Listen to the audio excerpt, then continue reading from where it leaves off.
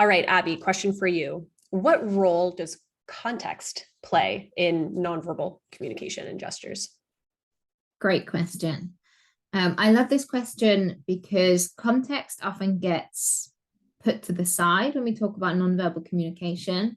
So when we talk about confidence, confidence looking a certain way and having certain gestures and behaviors associated, which is absolutely true.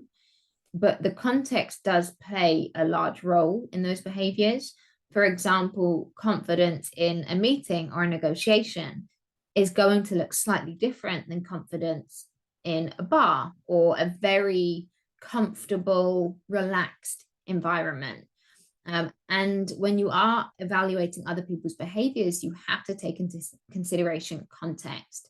I did a study recently looking at discomfort displays, and we looked at blocking displays. So when we put our hands kind of in front of us, often on the crotch or crossing our arms or putting sort of a piece of clothing or a bag in front of us as a blocking display when we're nervous. If you just take that one behavior and ignore the context and you see that behavior, and anytime someone does it, you say they're nervous, that can be very misleading because we looked at this behavior in an interview context. And regardless of how comfortable the interview was, they showed that behavior. Now, they weren't uncomfortable when they were showing it. It was just the context is slightly more uncomfortable and makes people slightly more nervous than a lot of other contexts. So you have to take individual behaviors in consideration with the context to tell you what they're really trying to communicate with you.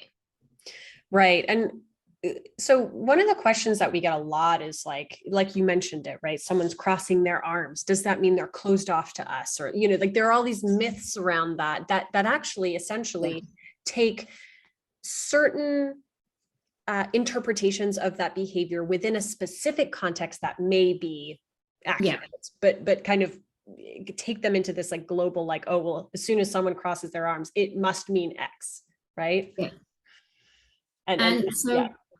So certain contexts have regulations on certain behaviors too.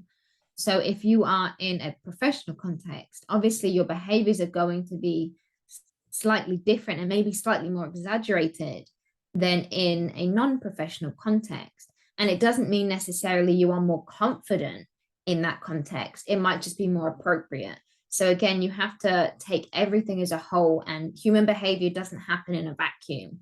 Everything has to be considered at once.